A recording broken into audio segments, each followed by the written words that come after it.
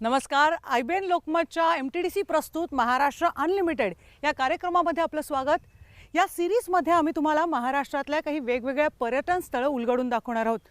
अशी पर्यटन स्थळं जी तुम्ही पाहिली सुद्धा असतील, अगदी बघितली सुद्धा असतील, पण आम्ही तुम्हाला या पर्यटन स्थळांची काही वैशिष्ट्ये दाखवणार आहोत.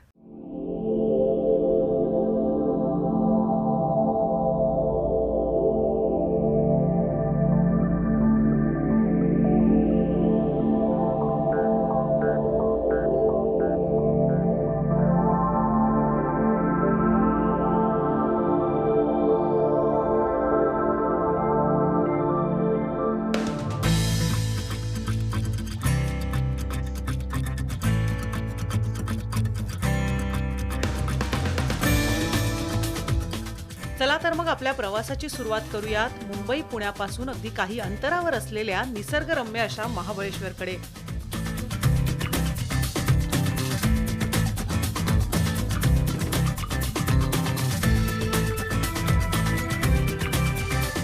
हिरवीगार झाडं, श्वास रोखून लावणाऱ्या दऱ्या आणि त्यातून निघणारा हा वळणावळणाचा रस्ता.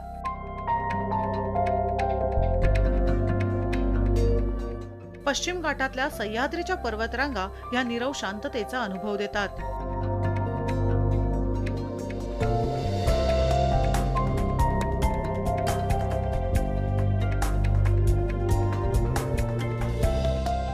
महाबळेश्वर अगदी 20 किलोमीटर अंतरावर असताना इतिहासाची साक्ष देणारा अभेद्य असा प्रतापगड समोर लागला आणि मग पाय आपोआप वळले ते प्रतापगडाकडे.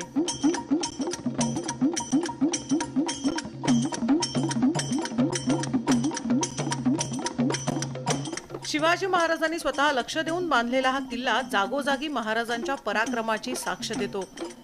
जावळीच्या प्रांतात वसलेला आणि तिन्ही बाजूनी खोल खोल दऱ्या असलेला हा ढोरप्या डोंगर कोकण मार्ग रोखणारा.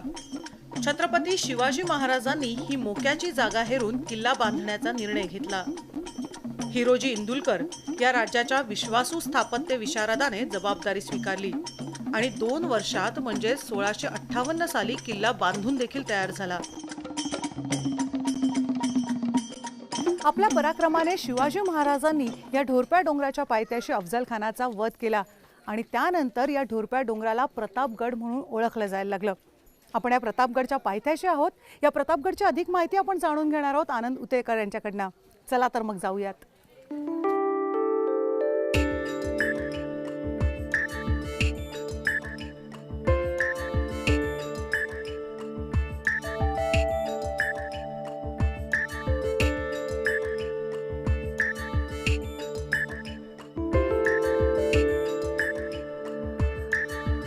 नमस्कार. आपण प्रतापगडाच्या आता मुख्य प्रवेशद्वारावर आहोत. या प्रतापगडची माहिती जाणून घेऊया आनंद उतेकर यांच्याकडनं. चला. आपण आता दरवाज्यातून प्रवेश केला.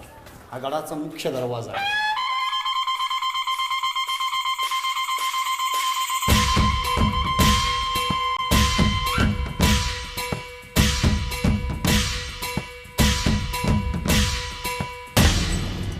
आपण बघतो प्रतापगडाचं शिवाजी महाराजांसाठी किती महत्व होतं. नाही, प्रतापगड हा शिवाजी महाराजांनी 1655च्या आसपास जावळी जिंकली. कारण तळ कोकणातली तुळजाभवानी जावळीमध्ये आणली. म्हणजे तुळजापूरची तुळजाभवानी आपण जावळीमध्ये आणली आणि 1655ला जावळी जिंकल्यानंतर हा 2 वर्ष आणि 1 दिवसात प्रतापगड बांधला शिवरायाने.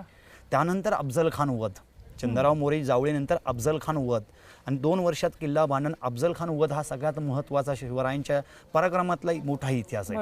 अफजल खान वधानंतर एवढ्या जावळीवरती कुठला मोठा शत्रू आलाच नाही आणि त्यानंतर शिवरायांनी अफजल खानला मारल्यानंतर अख्ख्या महाराष्ट्रात नव्हे जगामध्ये शिवरायांचा इतिहास पोचला गेला. प्रतापगडला 5 नावं आहेत. जसं आपण प्रत्येक गडाला नावं दिलेली आहेत शिवरायांनी. प्रतापगड, मगाशी आपण ढोरप्या डोंगर म्हणतो, बहोरप्या डोंगर, रानअडवा, गवंड आणि जावळीचा किल्ला. पण मला सांगा, जावळीच्या प्रांतात हा सगळा किल्ला आहे. जावळीच्या प्रांताचं महत्व काय? जावळीचा प्रांत म्हणजे एक खूप जंगल होतं. सूर्य उगवला, सूर्याचं किरण जमिनीवर पडत नसायचं आणि जावळीवरती लढाऊ चंद्रराव मोरे राज्य करायचा. त्यावेळेच्या शाही 4 होत्या ना, निजामशाही, आदिलशाही, कुतुबशाही. त्यामधली महत्त्वाची विजापूरची आदिलशाही. म्हणजे शिवरायांनी जावळी जिंकली कारण चंद्रराव मोरेकडून जावळी जिंकणं म्हणजे खूप मोठं अवघड काम होतं. म्हणून प्रतापगड तसा अफजल खान वधच नाही तर जावळी जिंकणे महत्त्वाचं आहे. प्रतापगड किल्ला 2 वर्ष बांधणं महत्त्वाचं आहे आणि मग अफजल खान वध आणि मग देवीची स्थापना 1661 ला. पण आता प्रतापगडावर आपण आहोत, शिवरायांची महती जाणून घेतात, पण या किल्ल्यावर सध्या शिवरायांची आठवण कशी काढली जाते, कोणते कोणते सण साजरे केले आमच्याकडे शिवप्रताप दिन म्हणजे अफजल खान वध हा एक दिवस साजरा केला जातो, शासन साजरा करतं. नवरात्रामध्ये मशाल उत्सव, पूर्ण गडाला आपण मशाली लावतो.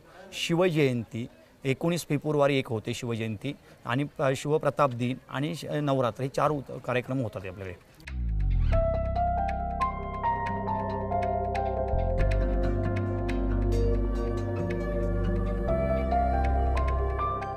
किल्ल्याच्या आत पाऊल ठेवताच लक्ष वेधून घेतो तो अफजल बुरुज.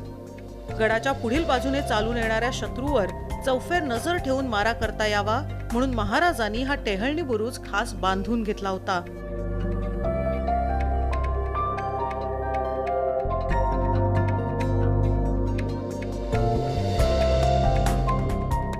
याच किल्ल्यावर महाराजांच्या कुशल दूरदृष्टीची साक्ष देणारा सूर्य बुरुज, बाले किल्ला, सदर दरबार, कडेलोट पॉइंट्स आपलं लक्ष वेधून घेतात. याच किल्ल्यावर महाराजांनी आपल्या कुलदेवतेचं तुळजाभवानीचं मंदिर बांधलंय.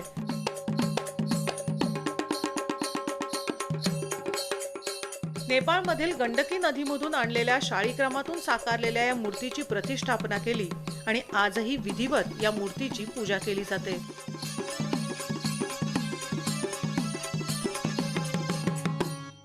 याच मूर्तीपुढे चांदीच्या पेटीत विराजमान असलेलं हे स्फटिकाचं शिवलिंग आपण जे बघतोय, हे शिवलिंग महाराज खुद्द स्वतःच्या पूजेकरता वापरायचे.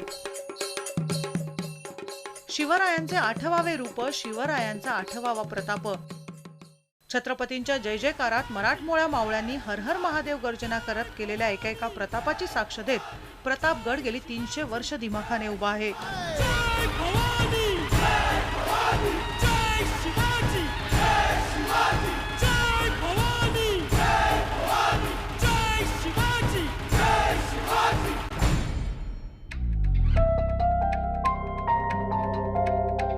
शिवाजी महाराजांच्या त्यांच्या मावळ्यांच्या पराक्रमाबद्दल ऐकताना मन आपोआप त्या काळात जातं आणि अशातच प्रतापगडाच्या पायथ्याशी वसलेल्या शिवकालीन खेडेगावाकडे आपली पावलं कुतूहलाने वळतात.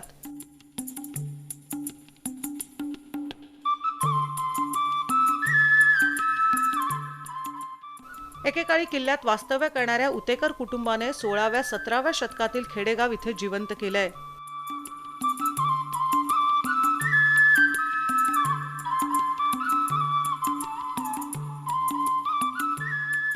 शिवकालातील बलुतेदारी कशी असेल याचा अगदी हुबेहूब देखावा निर्माण केलाय. शेतकरी, कुंभार, लोहार, दगड घडवणारा बेलदार, गुरव, गोंधळी, भराडी, वासुदेव, भोई, शिंपी, तेली, कासार, माळी दृश्य रूपात अगदी साकारलेत.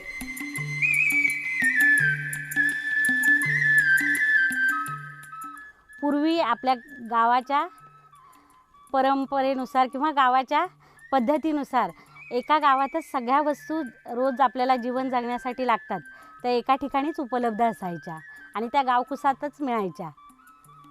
आणि आत्ता या सिमेंट कॉन्क्रीटच्या जगात आमच्या येणाऱ्या नवीन पिढीला हे काहीच माहीत नाही आहे. तर त्यांना नवीन काहीतरी आपल्याला देता आलं पाहिजे, जे आपलं पूर्वीचं होतं ते त्यांना ते माहीत नाही आहे.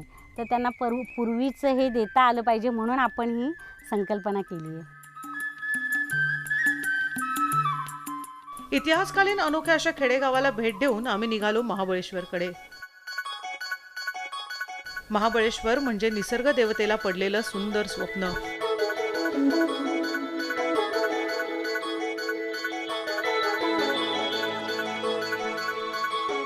शिवरायांचा बालेकिल्ला आणि भवानी मातेचं प्रतापगडावर दर्शन घेऊन आता आपण आलो आहोत महाबळेश्वरमध्ये.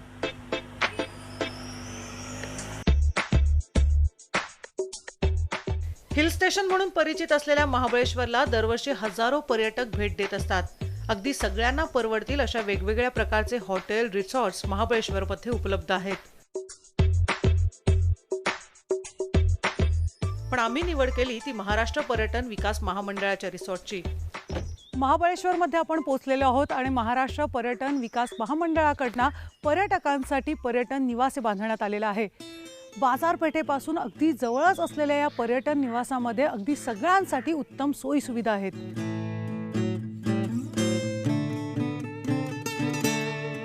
प्रत्येकाच्या खिशाला परवडतील अशा दरात तुम्हाला राहण्या खाण्याची सोय आहे.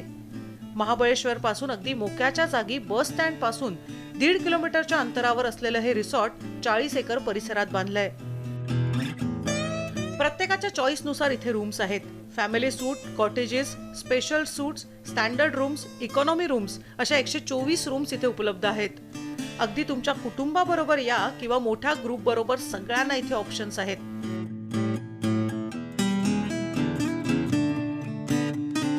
याबरोबरच इथे तुमच्या रिलॅक्सेशन साठी आयुर्वेदिक मसाजची सुद्धा उत्तम सोय आहे.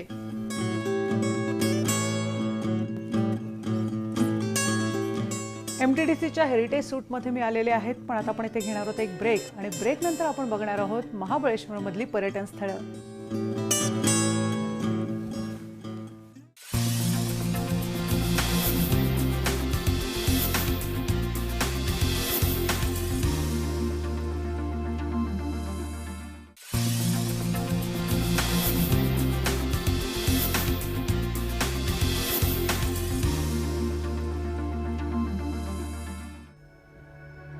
साडेचार हजार फूट उंचीवर आपण आहोत आणि इथून होणारं सह्याद्रीच्या कडेकपारींचं दऱ्याखोऱ्यांचं दर्शन विलक्षणीय असं आहे.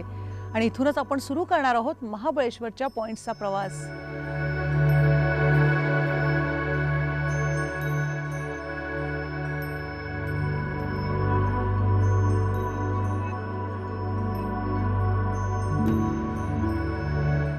निसर्गाची विविध रूपं महाबळेश्वरच्या उंच माथ्यावरून आपल्याला पाहायला मिळतात. हिरव्यागार पर्वत रांगांचं विहंगम दृश्य आपल्याला महाबळेश्वरच्या प्रत्येक पॉइंट वरून नजरेला पडतं. Wilson point, Kate's point, echo point, Arthur seat point, window point, castle rock, Savitri point, Elphinstone point, Lodwick point, Bombay point असे अनेक पॉइंट्स महाबळेश्वरमध्ये लक्ष वेधून घेतात. उन्हाळ्याचे 2 महिने सोडले तर असंच आल्हाददायक धुक्याचं वातावरण पर्यटकांना एन्जॉय करता येतं.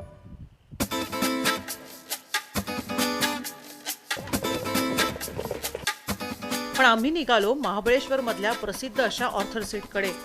याबद्दल आम्हाला सगळ्यांनाच उत्सुकता होती.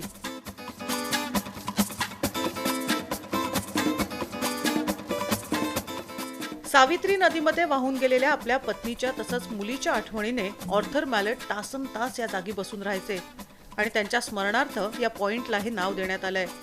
या कड्यावरून डाव्या बाजूला सावित्रीच्या खोऱ्याचे खोल कडे दिसतात, तर उजव्या बाजूला जोर खोऱ्याचं घनदाट अरण्य दिसतं.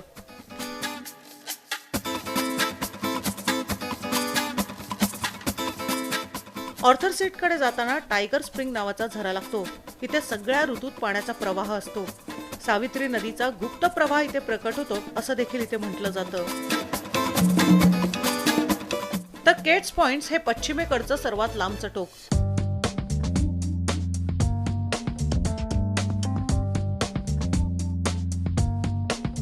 जवळजवळ 800 मीटर खोली असलेल्या पॉइंटवरून उंच कडे, खोल दऱ्या, दाट जंगल, थंड स्वच्छ हवा आणि नीरव शांततेचा सुंदर अनुभव मिळतो.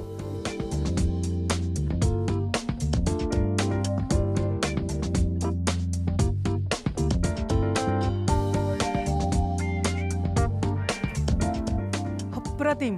निसर्गाचे सुंदर रूप बघितल्यानंतर इथे येण्याचा सगळा क्षीण निघून जातो. आता आपण नीडल पॉइंट्सवर आहोत. मगाशी आपण केट्स पॉइंटवर होतो आणि त्याच्या खाली अगदी बरोबर इथून तुम्हाला नीडल पॉइंट अगदी व्यवस्थित दिसू शकतो. आणि त्याच्या पुढचा जो सुळका आहे, त्या सुळक्यावर जर आपण नजर टाकली तर अगदी लक्षात येतं की तो अगदी हत्तीच्या सोंडेसारखा आहे. म्हणून त्याला एलिफंट पॉइंट म्हणून सुद्धा ओळखलं जातं.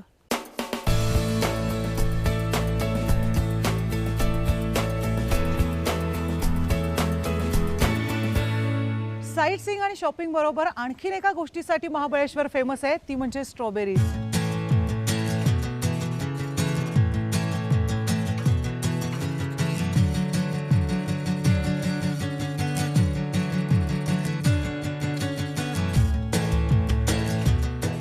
स्ट्रॉबेरीचं फ्रूट जाम जली बरोबर आईस्क्रीम सुद्धा डिलिशियस असतात.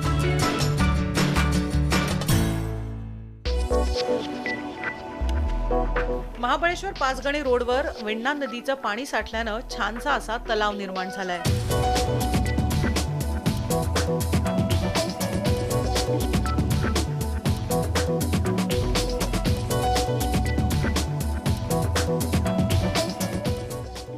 महाबळेश्वरमध्ये असलेल्या वेण्णा लेकमध्ये तुम्ही नौका विहाराचाही आनंद घेऊ शकता.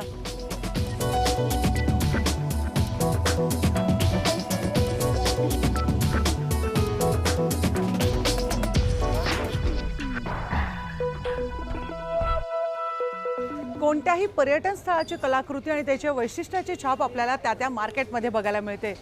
चला तर मग बघूया महाबळेश्वरच्या मार्केटमध्ये काय आहे.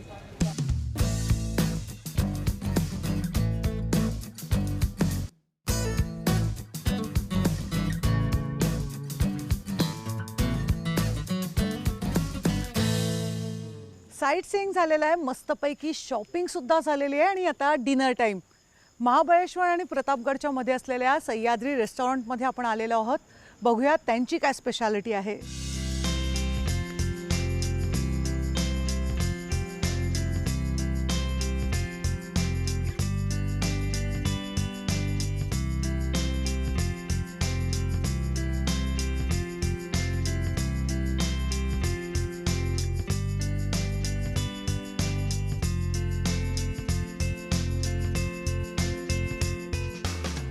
मी मागवलेल्या सगळ्या लज्जतदार डिशेस तर आलेल्या आहेत. या सगळ्याची मी टेस्ट करणार आहे. तोपर्यंत तुम्ही कुठेही जाऊ नका, घेऊया एक छोटासा ब्रेक.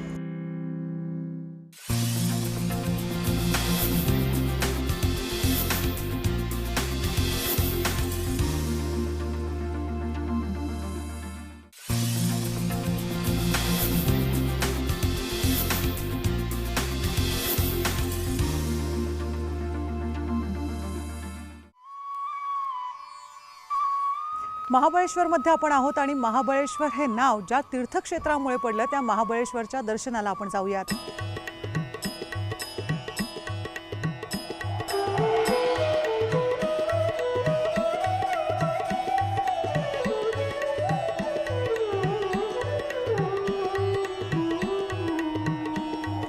महाबळेश्वर हे आता पर्यटन स्थळ म्हणून विकसित झालं असलं तरी अनादिकाळी महाबळेश्वरला ब्रह्मारण्य म्हणून सुद्धा ओळखलं जायचं, ज्याचं हळूहळू तीर्थक्षेत्रामध्ये रूपांतर झालं. आणि इथली नैसर्गिक साधनसंपत्ती बघता ब्रिटिशांच्या काळात त्याला आरोग्यधाम म्हणून सुद्धा ओळखलं जाऊ लागलं.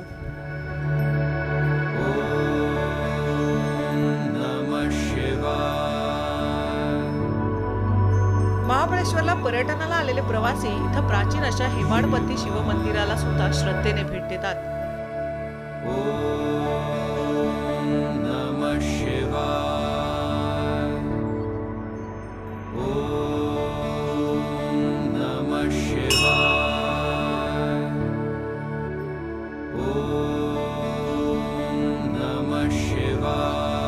खरं तर महाबळेश्वरची ओळखच या शिवमंदिरामुळे पडली आहे.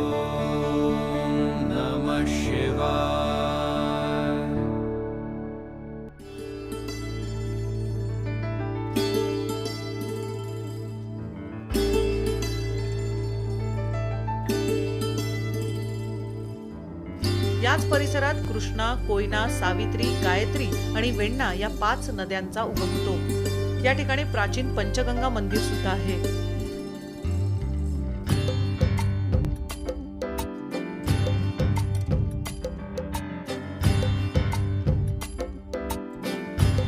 सावित्री ही नदी पश्चिम वाहिनी आहे, तर कृष्णा, कोयना, गायत्री आणि वेण्णा या 4 नद्या पूर्व वाहिन्या आहेत. त्यामुळे हा परिसर धार्मिक दृष्ट्या सुद्धा महत्त्वाचा आहे.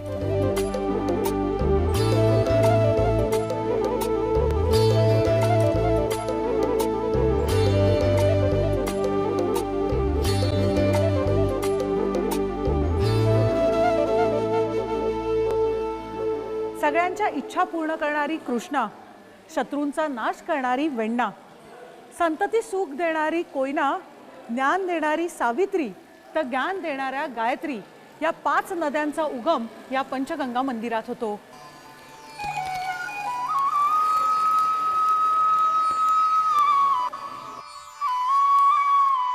तर एक तपाच्या तीर्थाटनानंतर इसवी सन 1644 साली समर्थ रामदास स्वामींनी इथे प्रथम येऊन धर्मोपदेश द्यायला सुरुवात केली आणि तिथेच त्यांनी पहिलं मारुतीचं मंदिर देखील बांधलं.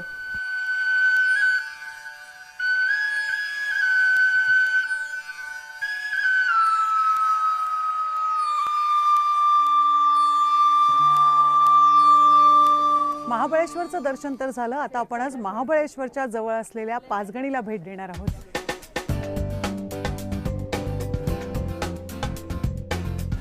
पाच डोंगरावर वसलेलं गाव म्हणजे पाचगणी. इथं येणाऱ्या पर्यटकांना टेबल लँडचं विशेष आकर्षण आहे.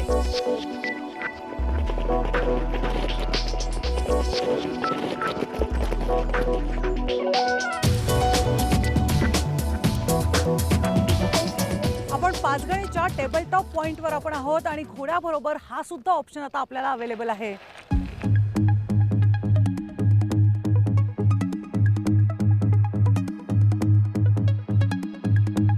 प्रेक्षणीय विविध पॉइंट्स, भिलाड टेबल लँड तसंच किड्स पार्क सुद्धा आहेत.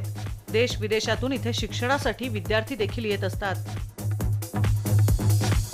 आणि आता पाचगणीचे काही पॉइंट्स बघायला घोड्यावरून रपेट करत जाऊया.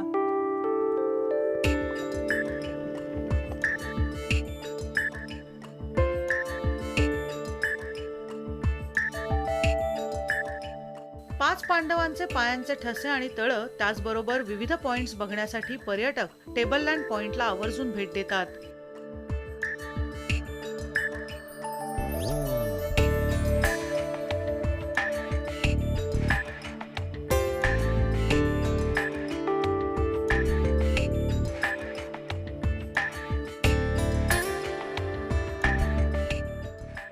सह्याद्रीच्या कुशीत वसलेलं महाबळेश्वर पुण्यापासून 120 किलोमीटर अंतरावर तर मुंबईपासून महाड मार्गे 247 किलोमीटर अंतरावर आहे.